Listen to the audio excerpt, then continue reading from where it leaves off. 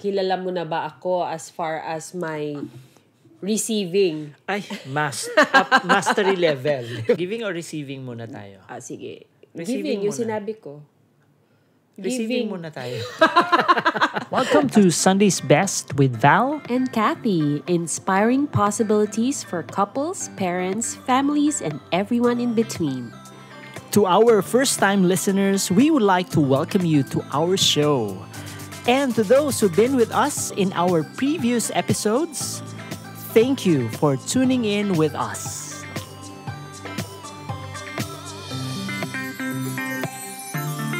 All of us have our own way of expressing our love for each other. At dahil buwan ng Feb-ibig, we want to explore how we are applying 5 love languages with each other, our kids, and business. Happy Valentine's, guys! Yeah! So, nagsi-celebrate ba tayo ng Valentine's? Yeah, pero usually after nung Valentine's Day. Yung rush ng Valentine's Day, di ba? Well, every day is Valentine's Day. naman sa atin. Hindi naman talaga siya special day for us. Yep. Yes. Speaking of Valentine's, speaking of the month of love, we're going to talk about 5 love languages by Gary Chapman. Yes. And we've known this concept way back 2010 pa ba? Tama ba? Yeah, 2010. It was taught during our discovery, personal mastery, and personal development seminar. And somehow this concept really helped us. Ako personally, this has helped me in communicating effectively with you and with the kids. And for sure, for the audience right now, marami na kayong beses na napakinggan nyo ito. And allow us to just dive into this topic because yun nga Feb-ibig, di ba? And what better timing to share this concept again as far as our family, how we apply it in our family. Yeah. Ako, what I appreciated nung narinig ko to first time, sabi ko, wow, parang ito yung solution dun sa hindi man siguro problem, but hindi kasi natin masyadong naintindihan din yung bawat isa, di ba? There was a time na parang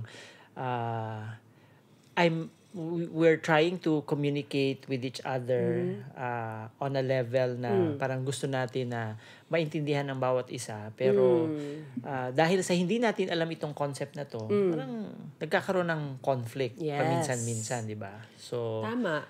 Yun. And the great thing about this is, sabi nga ni Gary Chapman, we all have our emotional bank account. And like any bank account, it's like a regular savings account, meron siyang deposit and may withdrawal. Diba? Pag we appreciate someone, we give appreciation, affirmation, that's what you call deposit. Kung meron ka namang broken agreement, meron kang hindi ginawa, that's what you call withdrawal. Or sometimes yung mga critic or criticisms na ginagawa mo. Tama. Or even yung mga hindi mo pagbibigay ng appreciation. Ayan. It's taking away from the emotional bank account ng people that you are in relationship with. Yan. And the great thing about this concept, is hindi lang naman affirmation yung pwede mong ibigay in terms of giving, no? So, nandyan yung, aside from affirmation, nandyan yung touch, nandyan yung time, nandyan yung gifts, and of course, nandyan yung service. And each person actually has a receiving and a giving form of 5 love language, diba? Parang it's our way of really communicating. So if you communicate using a certain language, say for example, Filipino, diba? Mas madaling magkaintindihan yung somebody who speaks Filipino and who understands Filipino. Yes. Ganun din, kung halimbawa, nasa ibang bansa ka, how would you communicate if you only speak Filipino sa isang French? So, dapat magkaroon kayo ng middle ground. Yan. Diba? So, somehow, itong love language, kaya nga siya tinawag na language, diba? It's our form of communicating or expressing our love for each other. Ayan. So, that being said, kilala mo na ba ako as far as my receiving? Ay, mastery level. Mastery level. Of course, ang receiving mo is gifts. Yan. Buti na lang. Alam mo na, after 20 years. Favorite is gifts. Yan. Pero minsan lumalabas din yung yung word of affirmation. I think yun yung pinaka tinatawag nila na ultimate. No? Yeah. Kasi parang backtrack lang tayo. I love receiving gifts. Parang yan yung feeling ko, loved ako, lalo na kung makatanggap talaga ako ng, hindi naman kailangan magandang bonggang-bongga na wrapped gift. Pero pag meron akong na-receive na tangible item, I would really feel special. Parang naisip ko na, ay, pinag-isipan talaga, or parang take time ka talaga to buy it for me, you really thought of me. So, feeling ko yun yung way of me being loved by another person if I received a gift. Yeah, ito nga yung sinasabi ko, di ba, na before we learned about this, lavish ang words of affirmation ko sa'yo. Affirmation diba? lang, hindi puro siya gift. affirmation, diba? Kaya pala minsan sabi ko, bakit parang hindi niya na-appreciate yung sinabi ko na affirmation? Yun pala. Appreciate naman. Na-appreciate, pero parang hindi nag-twinkle, hindi nagsasparkle yung eyes mo. Kapag nagbibigay ako ng affirmation, like, you're very beautiful, you're a loving mom, ganyan. Ganahan man ko, Ana. Pero iba yung iba yung kinang ng mata mo kapag nakakatanggap ka talaga ng gifts, nakakatanggap ka ng chocolates or flowers. So, buti na lang. 'Di ba? Umattend tayo ng ng seminar that teaches about the 5 love languages. Ang nakakatawa kasi, 'di ba? I always tell you na lalo na pag Valentine's or Christmas or birthday ko, sinasabihan kita na, ay, wag na ako bigyan ng flowers or chocolates kasi nga, 'di ba, mas mahal during that time. And the same time parang sabi ko, hindi, okay lang ako. Pero pag hindi mo ako binibigyan, parang sinabi ko, hay nako, wala man lang binigay. Kasi diba? sinabi mo, di ba? You communicated it to me. Kaya wala talaga. And remember, there were times na I would also ask you anong klase ng gifts yung gusto mo. And then sasabihin mo sa akin na, wag na, bahala ka na lang. Or kahit wala na. Ako, masyado akong mapagbigay. So kung ano yung sinabi mo, yun yung gagawin ko. Wow. Hindi, pero at the same time, sa mag-asawa or sa mag-boyfriend, we are not mind readers. Yep. And we have come to that point in our relationship na somehow, tinatanong mo na ako kung ano yung gusto ko. And kumbaga, sige, sabay na lang tayong bumili. Or perhaps, buy it for yourself na lang. Kasi nga, yun nga, even if sasabihin ko na bahala ka na, hindi mo naman alam kung ano talaga yung gusto ko. Right. Diba? So, mas maganda pa rin na kino-communicate pa rin siya. Correct. Hindi manghuhula, hindi po tayo, fortune teller. To say na, ito exactly. So, for people na, who would want to know the love language of your partner or people in your relationship, mas maganda na, tanungin mo na lang. Kung hindi pa kayo nakakapag, nagte-take nung quiz on the love language, mas maganda na tanungin nyo na lang ang bawat isa. Diba? Ikaw naman. So, yun yung yun yung receiving mo. Ikaw, ano naman sa tingin mo yung receiving ko? Eto na nga, di ba? Siyempre dati akala ko gifts din kasi yun yung way ko of giving to you. I buy gifts for you, clothes, or anything, di ba? Kasi yun yung giving ko. Yeah. Yun pala yung receiving mo is more on quality time. Yep. Yan, gusto mo makipag-date, no? And sabi ko, parati naman tayo magkasama, di ba? Kahit sa trabaho, magkasama naman tayo. Pero ito pala si Val, gusto pala talaga ng separate time na magde-date lang kami, walang usapan about the kids or walang usapan about the business. Really just spending time, connecting, Right. bonding, and perhaps getting to know each other all the more. Natatandaan mo nung nasa US ako. Ano yun? Tapos at the time Skype pa di ba?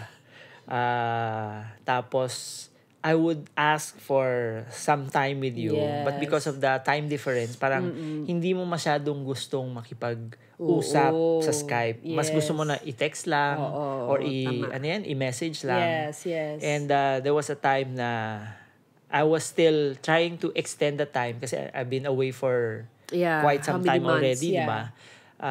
Tapos sabi mo na, ay, tapusin na natin to.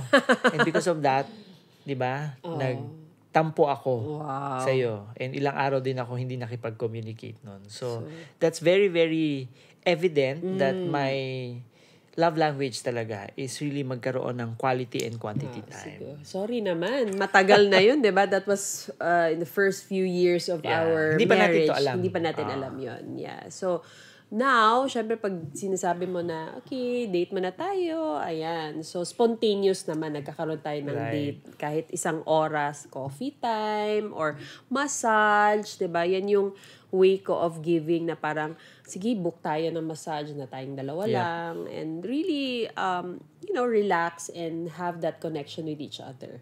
Correct. Yeah. Sa mga kids naman, Val, familiar ka ba sa mga Sige, love subukan natin. languages Subukan natin.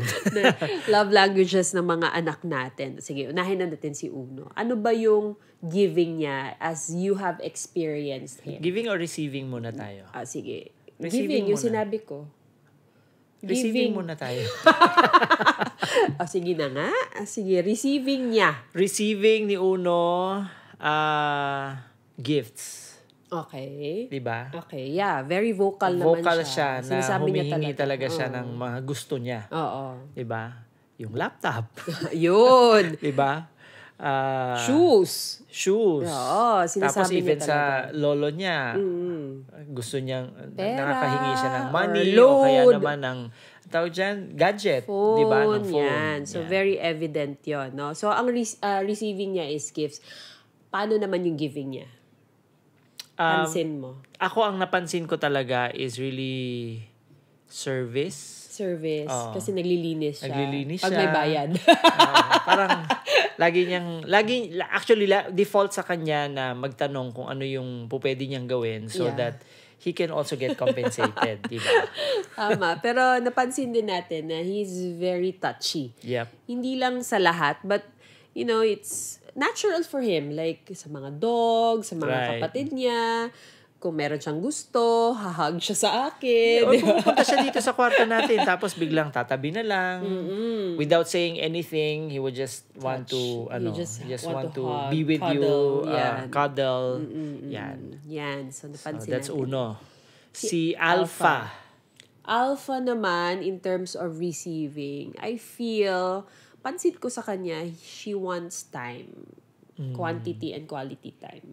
Okay. Gusto niya makipag-bonding with barkada or parang pag sasama mo siya sa mall, happy Sobrang siya. excited siya, di ba? Oo. Yeah. Ano naman yung yung giving niya? Pansit ko with her, I think gifts.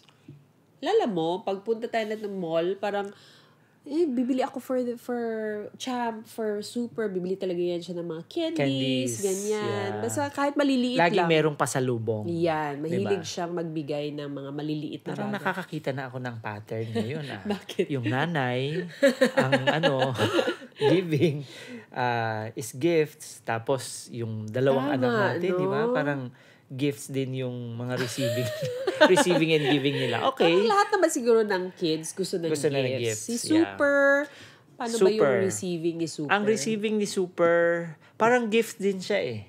Di ba hug? Physical touch. Oo, touch. Pero natutuwa siya. Yeah, natutuwa siya to receive gifts or pasalubong every time that we do something. Pero mas din siya eh, parang touchy. Touchy, yan. Mahilig ganyan-ganyan sa mga ears mo, 'di ba? Yan yung lambing ni Super 'di ba? Pagka matutulog na. Oo, yan. And yun yung napansin ko pag mahilig siyang mag-hug, mahilig siyang touchy-touchy nga dyan sa ears mo. Yeah. Ang giving naman niya is, lately napansin ko na nasa service din siya. Oh. Yes. Nagbibigay ng tubig. Of course, yung chores niya, yung naka-assign sa kanya, automatic na sa kanya yan na ginagawa niya every morning. So, yeah, I think service din yung sa kanya. Okay. Si Champ naman, ito. Si Champ, I think, yung receiving niya is all. Yep. Pero ang pinaka nakita ko, napansin ko sa kanya na gusto niyang ma-receive is gifts. May pasalubong kayo or syempre English speaking. Di ba pasalubong, 'di ba ganyan. And mahilig din siya magpa-affirm. Yeah. Lagi siyang nagtatanong kapag halimbawa meron siyang ginawa para sa iyo. Tapos nakalimutan mong mag-thank you. I already did this. I already gave you water. No, thank you, Daddy. Magaling diba? mag-remind. Yeah. Yeah. Ang giving naman niya, grabe, super galing mag-affirm. Yeah, automatic sa kanya ang affirmation. I love you, yes. diba? And I miss you. Sa umaga pa lang actually, kapag nakikita niya ako doon sa den, tapos it's either nagme-meditate ako or I'm already listening to YouTube for my learning session. Paglabas pa lang niya ng kwarto at makita niya ako. Good morning, Daddy. Galing, I love you, Daddy. Ganyan. So, even yung mga niya, halimbawa, like nung last birthday ko, I was surprised to receive a short note from him. Okay. And ang sinabi niya talaga doon is, thank you, Daddy. I really appreciate you for all the things that you're doing 7 for the family. 7 years old ba talaga siya? Yun nga rin ang isip ko kung 7 years old ba yan or 70 years old.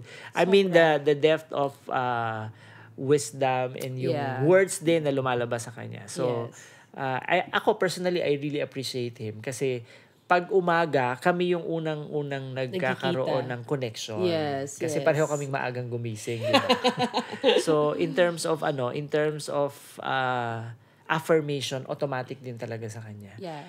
Pero napansin ko din na sinasabi din niya kapag gusto niyang mag-spend ng quality and quantity time. Kasi 'di ba, minsan pag gising ng umaga, nagtatanong yan, Daddy, can you please walk with me? Walk with the dogs. Yeah, let's walk the dogs, but can I hold your hands? Yeah. So makikita mo talaga na parang halos lahat nung love language, yung 5 gusto niya.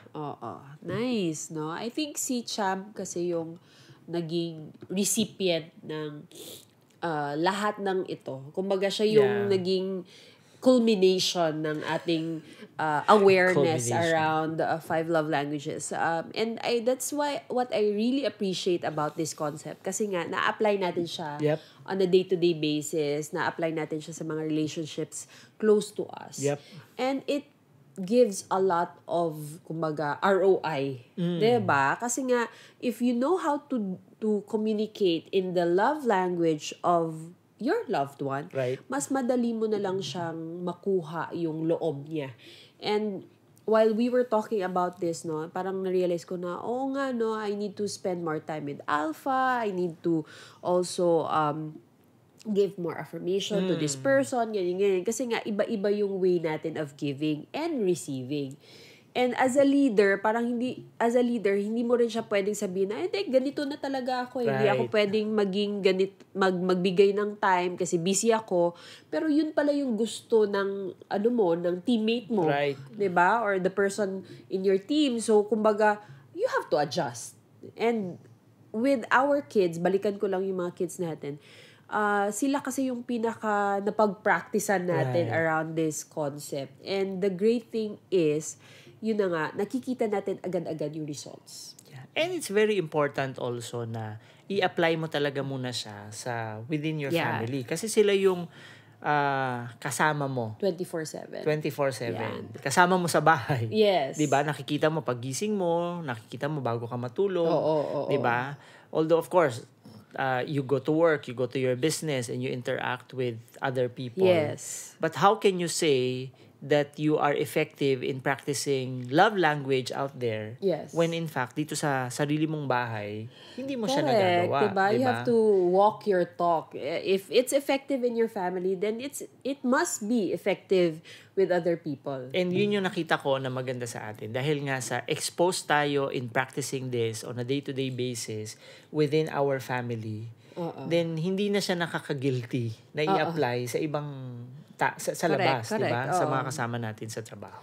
And yun nga yung sabi natin, with Champ, siya yung culmination or kumbaga na-apply natin ito. Kasi nga, imagine, 2010 natin ito nalaman, itong concept na to, na-apply natin with Uno, with Alpha, Super, and with Champ, parang na-apply na natin lahat. Kaya, automatic, di ba? Magaling siya mag-affirm, magaling siya mag-hug, spend time, di ba? Service. So, kumbaga, gifts, mahilig din siya magbigay-bigay ng mga maliliit na bagay, right. di ba? So, kumbaga, nakita natin na once we apply it with us, with each other, with us parents, we can apply it with our kids. And nakita natin na pag na-apply natin sa kanila, they can actually do it with us. Imagine mo na lang kung lahat ng family nag-a-apply nito. Ganda, no? Ganda. Diba? Oo. What a wonderful world What it a will wonderful. be. Kumanta ka na?